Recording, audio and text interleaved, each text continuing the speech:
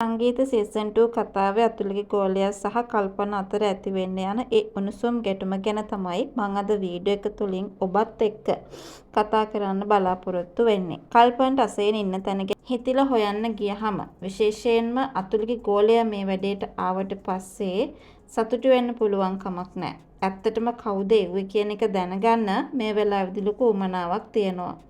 විශේෂයෙන්ම අසේනිව තියාගෙන ඉන්න කල්පන කැමති නැහැ කාටවත් සැකයක් ඇති වෙනවට.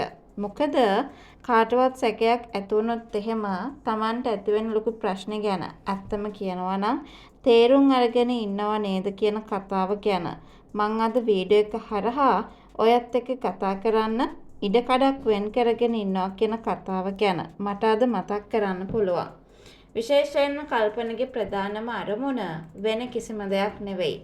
කල්පන්ට ඕන කරන්නේ අනිවාර්යෙන්ම අසේනිව විවාහ කරගන්න. හැබැයි ඔය අසේල්ලාට වැඳ වැටලා නම් කොහෙත්ම Tamanට අසේනිව විවාහ කරලා දෙන්න කිව්වට නම් ඒ දේවල් සිද්ධ වෙන එකක් නැහැ කියන ඒ කතාව තමයි අපි අද මේ වෙලාවේ මතක් කරන්න ඕනේ.